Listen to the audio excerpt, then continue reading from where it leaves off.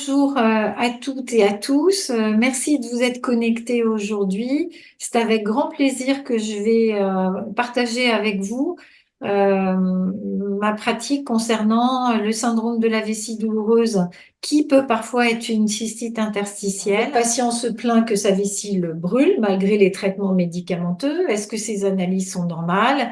Et vous êtes confronté à cette situation qui peut être assez inconfortable. Diapositive suivante.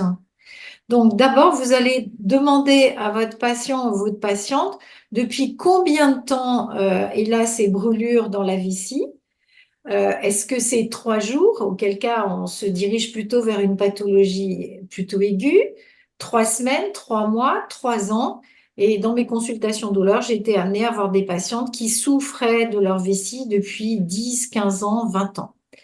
On va aussi essayer de déterminer les circonstances de survenue.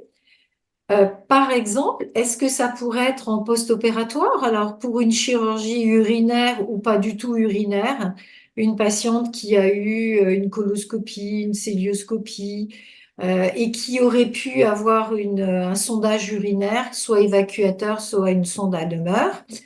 On va se poser aussi la question d'infection urinaire récurrente. Si c'est une patiente que vous connaissez depuis un moment et qui est venue régulièrement vous voir avec des brûlures dans la vessie pour lesquelles vous avez suspecté ou traité des infections urinaires récurrentes. Un contexte de choc émotionnel dont on reparlera plus tard. Et puis aussi demander où est la douleur. Parce que parfois, les patients ou les patientes ont un peu de mal à exprimer où est-ce qu'ils ont mal. Est-ce que c'est après, en cours de miction, qu'ils ont des brûlures au niveau du périnée? Est-ce que c'est pendant la miction au niveau de l'urètre? Ils ont l'impression de faire pipi des lames de rasoir? Ou est-ce que c'est avant la miction avec des douleurs dans la vessie, mais qui peuvent durer après la miction? Ces douleurs, est-ce que c'est vraiment des douleurs? Est-ce que c'est une gêne? Est-ce que c'est une pesanteur? Est-ce que c'est des brûlures? Si c'est des douleurs, essayez de quantifier l'intensité des douleurs, soit en utilisant l'échelle numérique de 0 à 10, soit en utilisant une échelle type pas de douleur, une échelle verbale simple, pas de douleur, douleur faible, douleur moyenne, douleur forte, elle est extrêmement forte. Est-ce que ces douleurs sont ressenties en rapport avec les mictions, quand la vessie se remplit pendant la miction? Est-ce qu'elles sont soulagées par la miction? Est-ce que au contraire, ces douleurs sont là quand la miction est vide, quand la vessie est vide? Ou est-ce que ces douleurs sont là tout le temps avec les mictions, mais qui ne majorent ou n'améliorent pas spécialement les douleurs? Et puis, un élément très, très important va être le nombre de mictions. Savoir combien de fois les patients ou patientes vont faire pipi la nuit, en sachant qu'on enclenche le compteur miction de la nuit à partir du moment où ils sont couchés, c'est-à-dire que le compteur part à 0 à partir du moment où ils ont fait leur miction avant de se coucher. C'est les mictions suivantes qu'on va compter. Et le jour, on compte comme première miction la miction du lever le matin et on va compter, on va demander au patient ou à la patiente de compter combien de fois dans la journée il va faire pipi. On va demander aussi quel est le délai intermictionnel maximum, c'est-à-dire le temps le plus long que les patients ou patientes peuvent tenir entre deux pipis, qui s'appelle le DIM max. Et puis, on va essayer de savoir quel est le DIM max la nuit, le jour. On peut voir que des patients se plaignent de brûlures vésicales dans la journée et puis finalement, ils se la vue une fois la nuit et pas spécialement sur brûlure. Ensuite, on va leur demander si elles sont soulagées par la miction, combien de temps elles sont soulagées? Est-ce que c'est 2 minutes? Est-ce que c'est un quart d'heure? Est-ce que c'est 1 heure? Est-ce que c'est 2 heures? Est-ce que ces douleurs sont plutôt rythmées par le temps ou plutôt par un volume donné? Parce qu'il y a des patientes qui vont éviter de boire pour éviter d'aller faire pipi, mais qui s'aperçoivent que si elles boivent peu, elles vont pas forcément moins souvent faire pipi parce que les douleurs reviennent plus vite. Et ceci s'explique par le fait que les urines sont concentrées. Et puis, on va voir aussi avec ces patientes si ces épisodes de douleur dans la vessie, est-ce que c'est toujours pareil ou est-ce que ça varie dans le temps? Elle peut avoir mal pendant une semaine, 2 semaines, 3 semaines, et puis après, ça s'améliore un petit peu pendant plusieurs semaines ou plusieurs mois. Et puis aussi, on va essayer de savoir avec elles si elles ont des fuites urinaires. Alors à ce moment-là, on pense à une incontinence urinaire d'effort, hein, des fuites à la toux, aux éternuements, surtout quand c'est le troisième éternuement à la suite. Et puis, est-ce qu'elles ont des impériosités vésicales, c'est-à-dire que leur vessie est calme et d'un seul coup, elles ont une envie irrépressible d'aller faire pipi, qui peut générer des fuites. On va aussi leur demander s'il y a des facteurs alimentaires, en sachant que quand on interroge les patientes, eh bien, on peut entendre tout et son contraire. C'est-à-dire qu'il y a des patientes qui vont vous dire, moi, je bois un jus de citron pressé le matin et tout se passe bien. Si je bois du jus d'orange, c'est infernal, j'ai mal toute la matinée. Ou si je bois du champagne, la nuit qui suit, je vais me lever 10 fois, et ainsi de suite. Et aussi, on va prendre en compte les examens déjà effectués. On va attentivement regarder les résultats. Et puis, si jamais on a demandé à la patiente de faire un calendrier mictionnel, on va bien regarder quels sont les résultats sur le calendrier mictionnel. Pour terminer, on va, dans les questions, on va demander qu'est-ce qui a été essayé comme traitement au cours du temps, combien de temps ils ont été pris, ces traitements, si c'était des antiseptiques urinaires, des antibiotiques ou d'autres médicaments, et quels ont été les résultats. Et puis, un élément extrêmement fondamental, en particulier, bon, chez l'homme, on va regarder le gland, l'orifice urétral, mais chez la femme, on va regarder très attentivement le périnée, la zone du méa urétral, les petites lèvres, les grandes lèvres. On va rechercher d'éventuelles ulcérations, une sécheresse du périnée.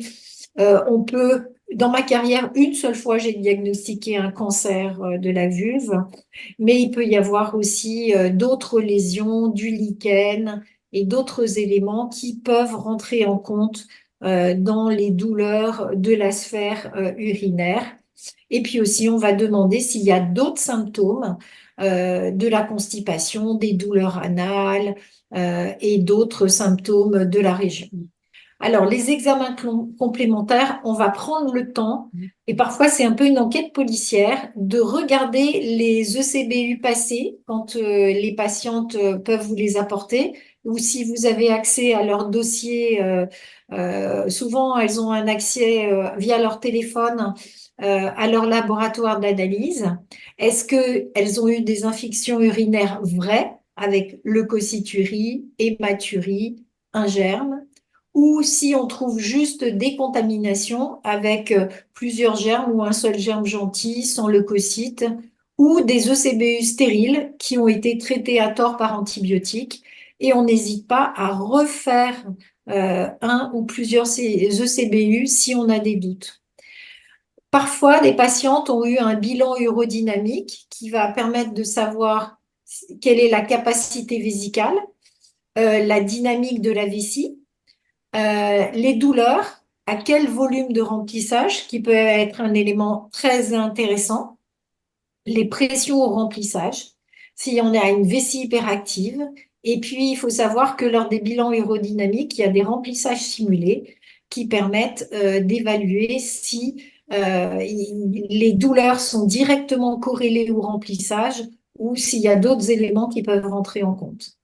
Dès qu'on a un doute, on va faire une cystoscopie à la recherche de lésions de la paroi vésicale, cancer, ulcération, qui peuvent nécessiter une coagulation, une vessie qui pleure le sang, dont on reparlera tout à l'heure, et puis des signes de bilharziose, de calcification, ou de calcification qui sont enchâssées dans la paroi de la vessie.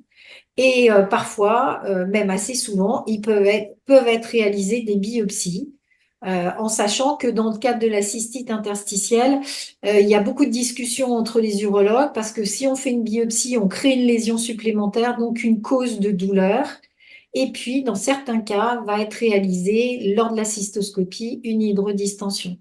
Diapositive suivante.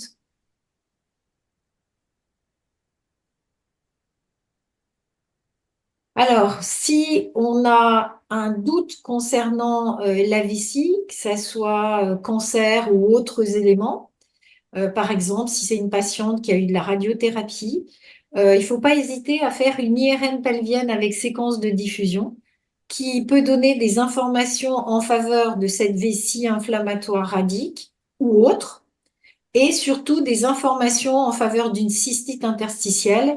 Et à ce moment-là, à l'IRM pelvienne, la vessie s'allume comme une lanterne thaïlandaise. Et surtout, cette IRM pelvienne, elle va permettre d'explorer le reste du pelvis et souvent trouver des causes euh, régionales aux douleurs de la patiente, qui peuvent être des douleurs projetées à partir de l'appareil génital interne. Parfois, on va être amené à faire un uroscanner s'il y a un contexte de lithiase, et puis parfois aussi un rectocolpocystogramme quand on suspecte des troubles de la statique pelvienne associée, notamment chez des patientes qui ont eu ou pas plusieurs grossesses, parce qu'il peut y avoir des troubles de la statique pelvienne, même chez des nullipares. Alors ensuite, on va se dire, bah, qu'est-ce qu'on a comme diagnostic possible? Alors, ça peut être une cystite infectieuse chronique, et auquel cas, vous avez les éléments sur le CBU, sur les ECBU et les éléments de l'évolution des infections. Et on va donner des consignes de soins locaux, notamment sur l'essuyage de l'avant vers l'arrière, ne pas porter de protège-slip. Attention, interroger les patientes sur ce qu'elles utilisent comme produits d'hygiène et à quelle fréquence. Au cours du temps, j'ai eu l'occasion d'avoir affaire à des patientes qu'on peut dire toquées, dans le sens où elles avaient des tocs concernant l'hygiène du périnée. J'en avais une qui se lavait plusieurs fois par jour le périnée avec des produits contenant de l'eau de Javel, et une autre qui se lavait plusieurs fois par jour le périnée avec de la bétadine moussante et avec un périnée extrêmement érodé et un urètre extrêmement irrité. Et puis, de voir les traitements antibiotiques qui ont été proposés. Il faut bien penser au traitement de la constipation et puis associer un traitement trophique vaginal et vulvaire. Alors, ça peut être avec des hormones, mais ça peut être aussi sans hormones en utilisant de l'acide hyaluronique, que ça soit sous forme de crème ou d'ovules, comme Cicatridine, il y a les ovules et la crème, ou Enara ou d'autres produits qui contiennent de l'acide hyaluronique, et bien expliquer à la patiente que le périnée et au-dessus l'urètre et la vessie, ils ont une écologie et que on doit tout faire pour que il y ait un confort dans cette région et éviter les traitements agressifs. On peut aussi découvrir une vessie hyperactive, hein, ces patientes qui ont ces envies pressantes, qui, à force, si la vessie est très hyperactive, peut enclencher des douleurs vésicales, mais à ce moment-là, qui sont pas forcément des brûlures, c'est plus des sensations de crampes vésicales. Mais c'est pas toujours facile pour les patientes de déterminer vraiment leurs sensations parce que c'est compliqué pour elles. Il peut aussi y avoir une vessie douloureuse dans le cadre de lithiase rénale et vésicale.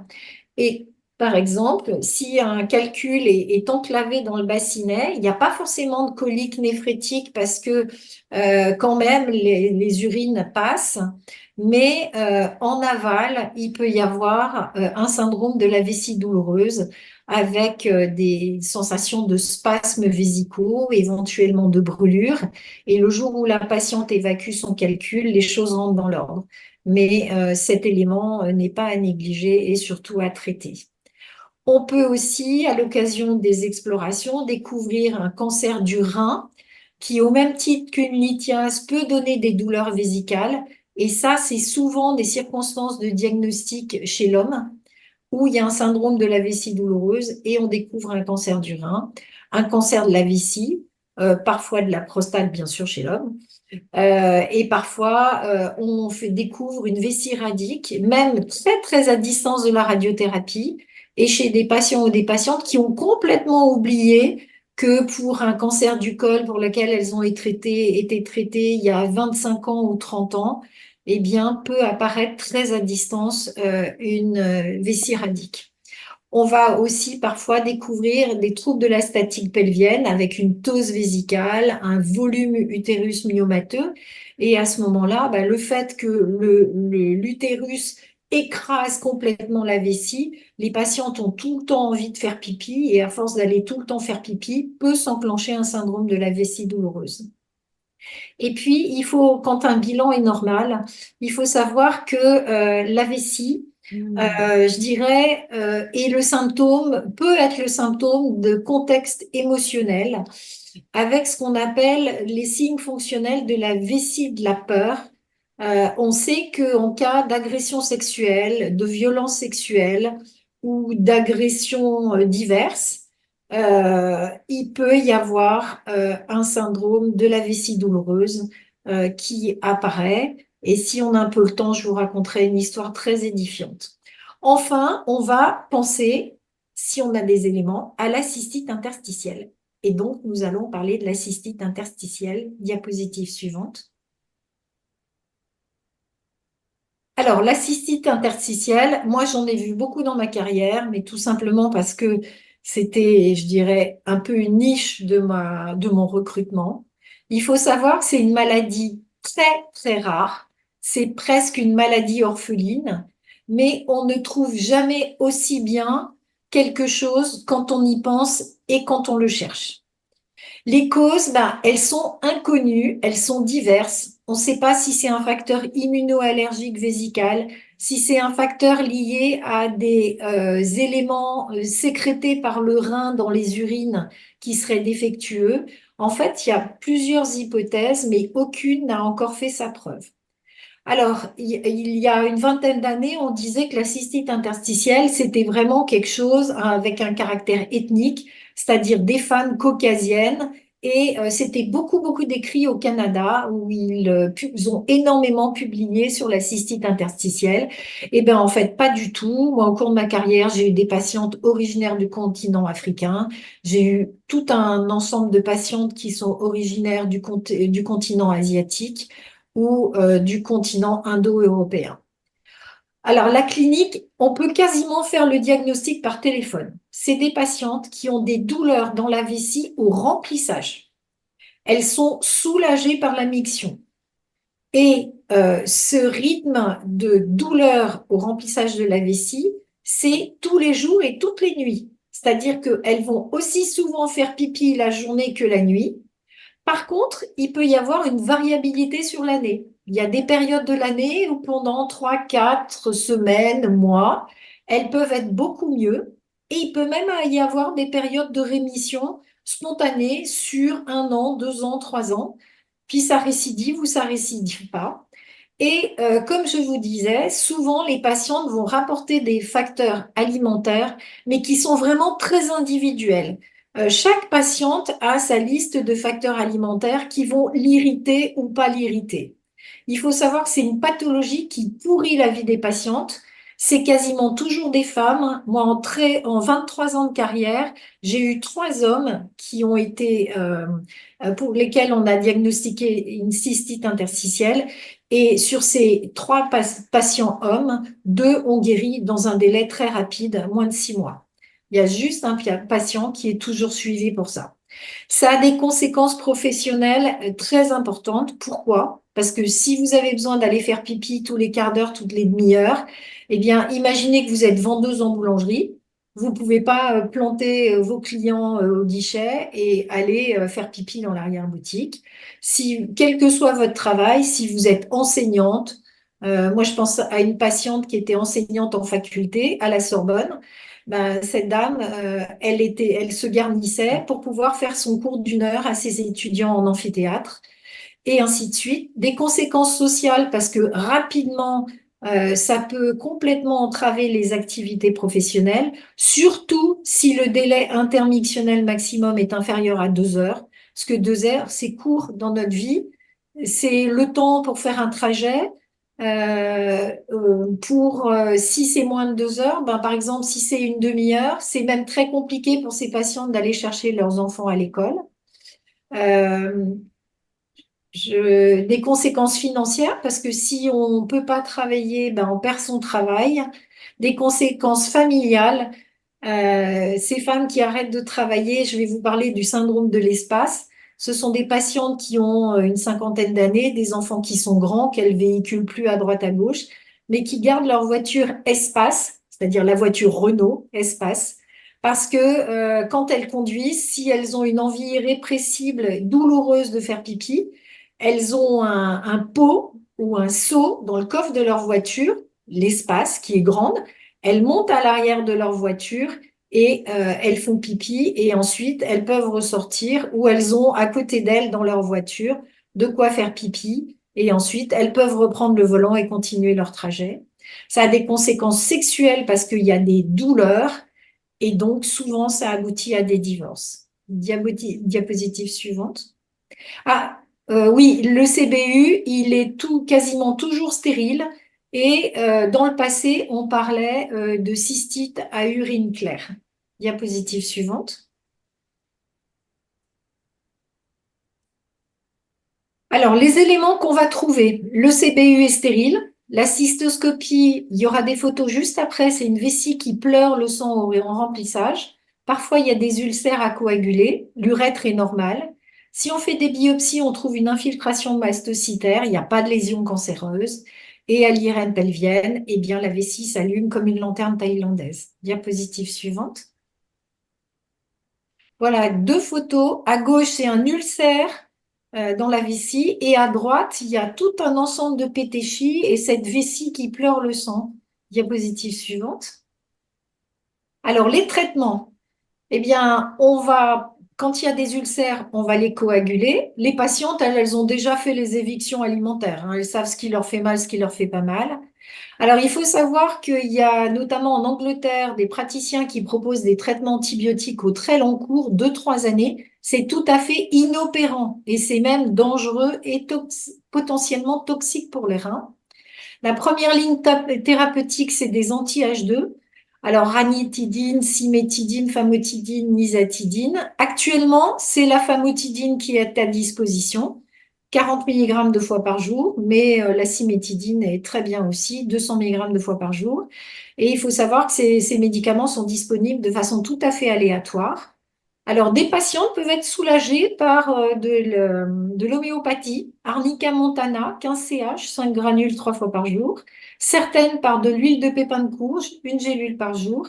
Le traitement allopathique, c'est soit de l'hydroxyzine, Atarax 100 mg 2 fois par jour, ou de la polaramine avec des comprimés à 2 mg, du célestine en solution buvable. Alors avant, on avait la célestamine qui associait les deux. Maintenant, on est obligé de prescrire les deux de façon dissociée. Et puis surtout, très très important, la kiné de relaxation du périnée. Parce que ces patientes, à force d'avoir mal, elles ont le périnée complètement contracturé et hypersensibilisé. Diapositive suivante. Le TENS aussi. On peut utiliser le TENS. La deuxième ligne thérapeutique, c'est le Laroxyl, qui est un très bon traitement pour renforcer le contrôle de la douleur et apaiser la vessie. La gabapentine, pour laquelle il y a plusieurs publications qui montrent l'efficacité sur le syndrome de la vessie douloureuse. Un médicament qui avait été promu par un seul laboratoire qui le fabrique, qui est l'Elmiron, le sulfate de pentosan. C'est un médicament qui se prend à raison de 3 gélules par jour. Il y a une alerte très, très sûre parce que sur ce médicament qui aurait tendance à induire des rétinopathies pigmentaires et il est formellement déconseillé par la revue Prescrire pour ces raisons. Il est mis à disposition en officine depuis mars 2022. Avant, c'était en ATU, donc les patientes l'avaient gratuitement. Il faut savoir que le prix, c'est 515 euros pour un mois de traitement. C'est seulement remboursé à 15% par la Sécu et le restant à charge, ben ça peut aller jusqu'à 438 euros par mois. Et c'est pas un traitement forcément très efficace. C'est un peu tout l'un tout l'autre. Il y a les patientes que ça transforme, que ça guérit entre guillemets, et celles pour lesquelles ça va être tout à fait inefficace. Et c'est vrai que les prescriptions sont quasiment nulles depuis que ce médicament est si coûteux. Diapositive suivante. La troisième ligne thérapeutique, alors quand on a fait tout ça sur plusieurs semaines, plusieurs mois et que ça n'a pas marché, eh bien, on va prescrire du Cortencil avec une posologie d'attaque à 0,5 mg kilo. Et puis après, on va chercher la dose minimale efficace qui peut être assez faible, 3 à 5 mg par jour. Certains proposent des instillations vésicales du raciste, mais qui est aussi du sulfate de pentosan. Seul avantage, c'est que comme c'est juste dans la vessie, il va juste avoir une action locale. On peut aussi proposer des instillations vésicales d'héparine qui se font en général en labo d'urodynamique. Et puis des hydrodistensions quand la vessie s'est complètement rétractée pour essayer de rendre un volume vésical utile. La quatrième et dernière ligne thérapeutique, c'est l'entérocystoplastie d'agrandissement. Alors, en pratique, sur 23 ans d'activité, des centaines de patientes, j'ai seulement 3 patientes qui ont une entérocystoplastie d'agrandissement, 2 pour lesquelles ça a été vraiment formidable. Une jeune femme de 40 ans qui passait sa nuit assise dans ses toilettes, calée avec un oreiller contre le mur, parce que comme il fallait qu'elle fasse pipi toutes les 10 minutes, un quart d'heure, elle ne pouvait pas déranger toute sa famille. Ils habitaient dans un tout petit appartement. Et elle, ça a été magique. Une autre qui avait souffert depuis plus de 30 ans et qui était ravie de pouvoir ne plus avoir mal et sortir. Et une autre pour laquelle le résultat en termes de nombre de mictions a été positif. Mais par contre, elle supportait très mal le fait que pour agrandir la vessie, on prend un morceau de tube digestif et le tube digestif peut sécréter des sécrétions digestives et elle était très ennuyée d'avoir des urines troubles du fait de la présence de ces sécrétions digestives. Diapositive suivante. Voilà, je vous remercie de votre attention.